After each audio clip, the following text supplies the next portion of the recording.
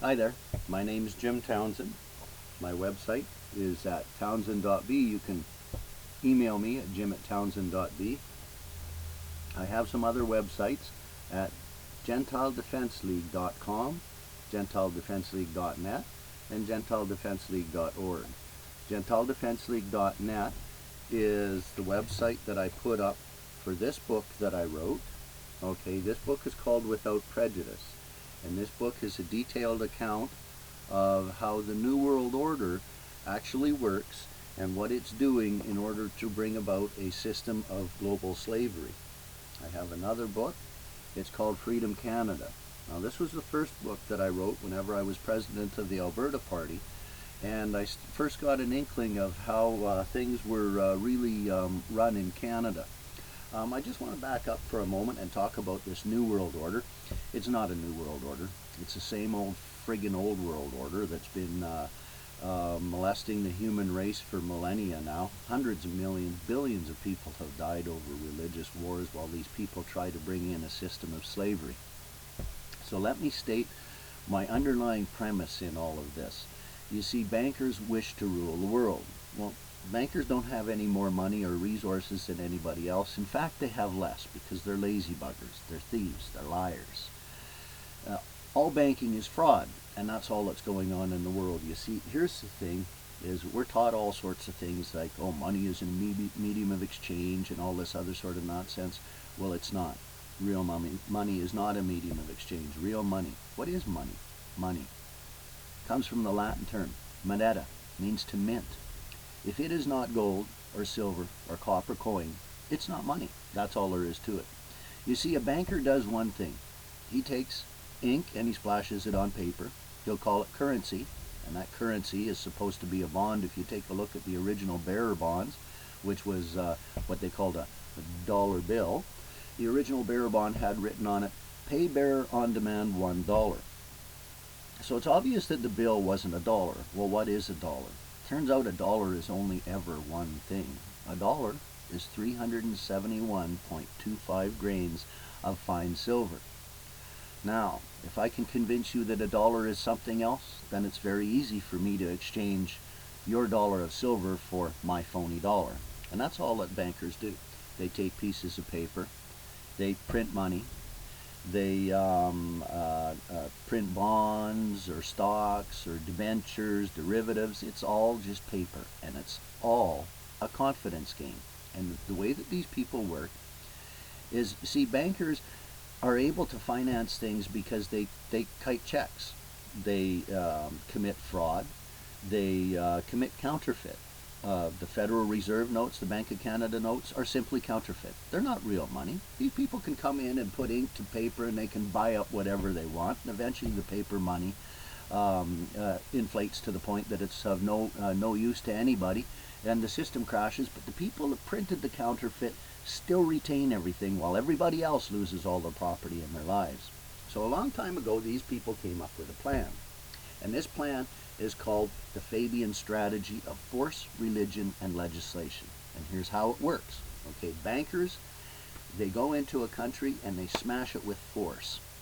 Then they bring in their preachers. See, it's force, religion, and legislation. And once they've mind manipulated the target population over to their religious beliefs, so that the target population now believe that they're the sons of God and have the divine right to rule everybody else as slaves, exactly like their thinly veiled hate literature disguised as a religious text indicates. And then once they've got the religious system in place, then they bring in the legislative system. See, if you look up the definition of free in Black's Law Dictionary, you see that free is the legal definition is not subject to the legal constraint of another. Well, how is it that we live in the most highly legislated societies on the face of the earth and still believe we are free? It's all mind manipulation. They get inside your noodle and they screw you around so that you sit there and you don't really know what's going on, while they run around, steal everything, crank around into your children's head, and run off. And well, just take a look at Palestine. What's going on there? Absolute theft of the Palestinian lands, genocide of the Palestinian people, and oddly enough, the same people running that system are also running our country. See, they go into a country They smash the country, they impose their religion, and then they bring in their private legal system franchise. In Canada in 1867, we were attacked by a private legal system franchise known as the Bar Association by the British. Who are the British? British, it's a Hebrew term, means people of the covenant. Who are the Bar Association? Bar mitzvah. It's a Hebrew term, means son of the divine law. Well, the Queen claims to rule Canada by divine right. This British Crown of Israel and their Jewish monarch that lives on the other side of the world actually believe that they own me, that their God gave them me. Psychotic nutcases. You know, when a child has an imaginary friend, we think it's cute and, you know, an indication of an evolving intellect. But when an adult has an imaginary friend, we realize they're psychotic and delusional. So what is it when the whole group of adults have the same imaginary friend? They go around the world smashing everybody in sight and saying, oh, our beliefs are above everybody else's, when all they are is a bunch of homicidal, psychopathic sociopaths that are trying to bring the world under their total control. Force, religion, and legislation. Canada, they go in, they smash our society. They start a de facto government. De facto means in fact. De jure means in law. See, we don't have a lawful government in Canada. What we have is a private foreign corporation that is owned by foreigners. They started this corporation, they called it Canada.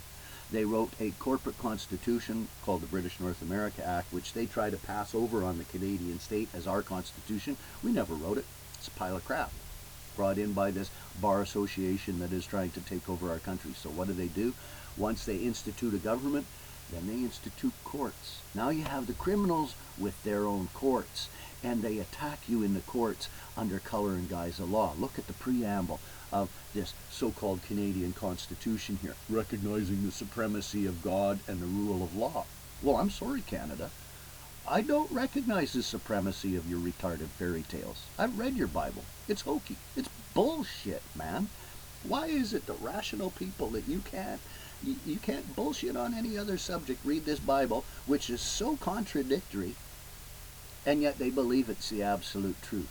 Mind manipulation going on here. We got to get this retarded nonsense out of our society, or we're never going to have anything.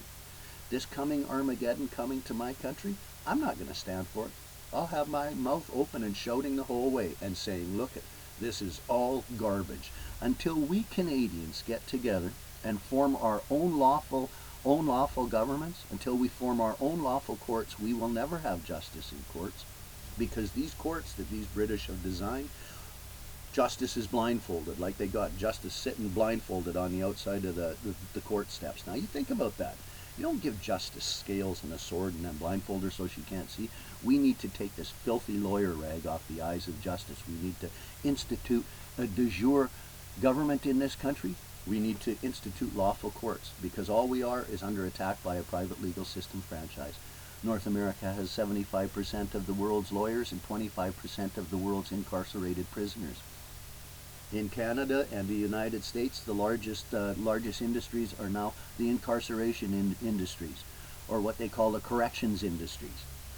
And it's all run by global drug dealers. The British Crown of Israel and their Jewish monarchs have been the largest drug dealers on the face of the earth for centuries. Opium wars, anybody? Why do you think our children are dying over in Afghanistan over a Jew-Arab war over opium poppies? Because these people have been going at each other for millennia, because we are under attack by Israel, and because our children are being sent over there to be slaughtered for no other reason than to be slaughtered. This is an undeclared and illegal war.